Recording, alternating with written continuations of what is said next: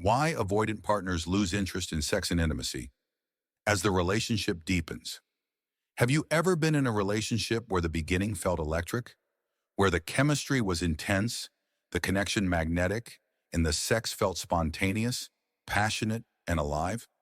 But then slowly, as things became more serious, more real, it all started to shift. The intimacy faded. The sex became less frequent. The emotional distance widened. If you've experienced this, you're not imagining things.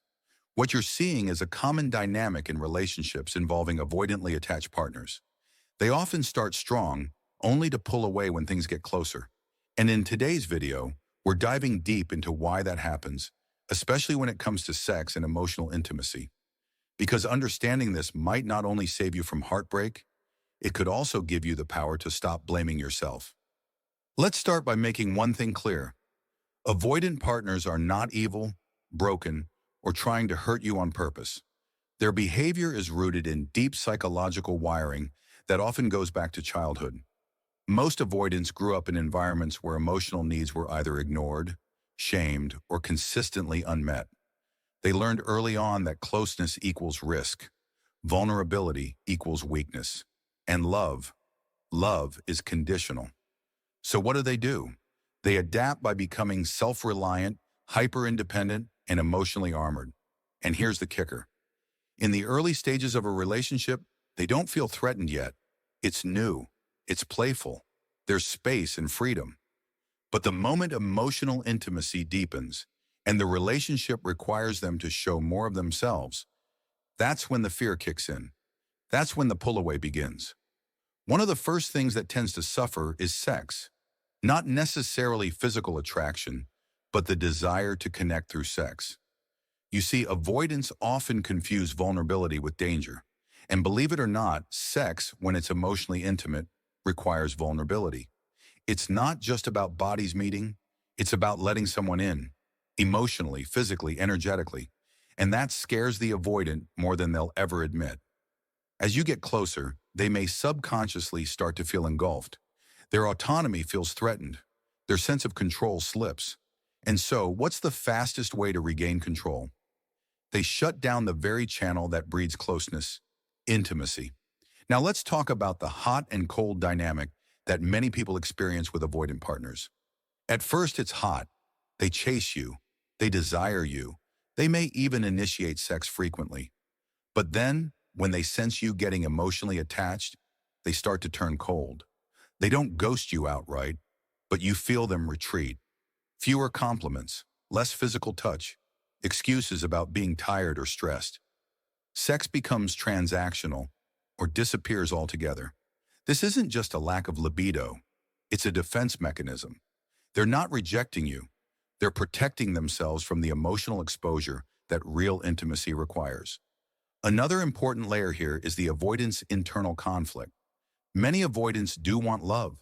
They want connection. They want to be desired and desired deeply.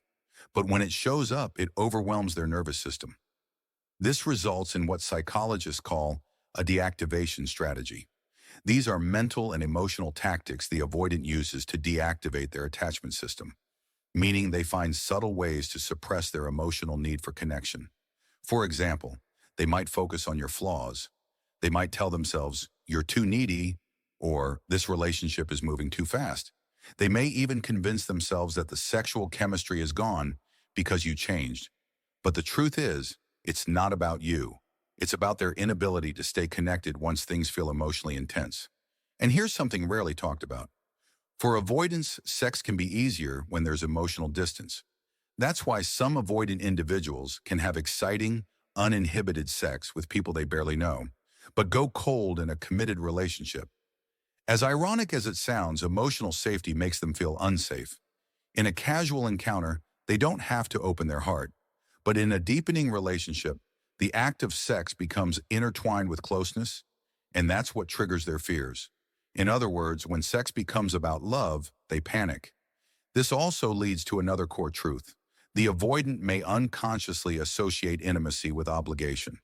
As the relationship deepens and emotional expectations naturally rise, they start to feel like their freedom is being taken away. They think, if I keep connecting with you, I'll lose myself. So instead of communicating their fears, they withdraw. They become less affectionate, less present, less sexual, and this often leaves their partner confused, rejected, and questioning their own worth. Let's pause here and address something important.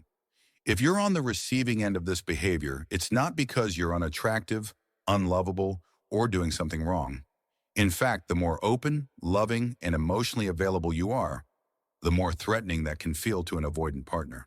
Because what you're offering is the very thing they've never learned how to safely accept. That's why they often feel drawn to you and afraid of you at the same time. You activate their longing and their fear, their craving for connection and their need for self-protection, and that's an emotional war they often don't know how to win. So what can you do if you're with an avoidant who's losing interest in sex and intimacy? The first thing is to stop personalizing their withdrawal. This is easier said than done, but crucial. Instead of blaming yourself, observe their patterns. Ask yourself, is this about a lack of desire, or is it a fear of closeness? The second thing is to create emotional safety, but with boundaries. Don't chase them. Don't beg for affection. Don't try to earn love through sex. That reinforces the power imbalance. Instead, model secure behavior. Express your needs clearly, but don't try to fix them. Their healing is their responsibility. Also, understand that emotional intimacy is like oxygen for some and like fire for others. For anxious partners, closeness feels like safety. For avoidance, it can feel like suffocation. So what does this mean? It means you both speak different emotional languages. And unless both of you are willing to learn each other's dialect, the relationship may stay in a cycle of pursuit and retreat. Deepening intimacy without deepening emotional maturity simply isn't sustainable. Now here's something many people overlook.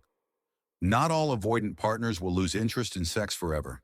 If an avoidant partner begins to do the inner work, if they start to unpack their childhood wounds, challenge their fears of vulnerability, and slowly build the capacity to stay open, then real transformation is possible. But this only happens with self-awareness, therapy, or a truly life-altering moment. You cannot love them into security. You can only invite them into it, and walk away if they keep choosing fear over growth. It's also important to know the difference between an avoidant who's willing but struggling and one who's simply unavailable. The former may say, I know I pull away and I want to understand why. Can we work through this together? The latter will gaslight you, minimize your needs, or shut down completely. Know the difference. One is trying to heal, the other is trying to escape. So as we wrap this up, here's what I want you to take away. If an avoidant partner starts to lose interest in sex and intimacy as the relationship deepens, it's not a reflection of your desirability. It's a mirror of their fear, a fear that love will consume them, that emotional closeness will erase their sense of self, that being known fully will lead to pain. And unless they confront that fear head-on, no relationship will ever feel safe to them, no matter how much passion, patience, or devotion you offer. Your job is not to be their therapist. Your job is to honor your need for connection, intimacy, and reciprocity. Love should not be a maze you have to solve just to be touched, desired, or seen. It should be mutual. And if it's not, maybe the issue isn't that you're asking for too much. Maybe it's that you're asking the wrong person. Thank you for watching. If this message resonated with you, make sure to like, subscribe, and share this video with someone who needs to hear it. Drop a comment below if you've ever experienced this dynamic. We read everything, and your story might help someone else feel less alone. Until next time, protect your heart, honor your truth, and never settle for a love that hides when it gets too close.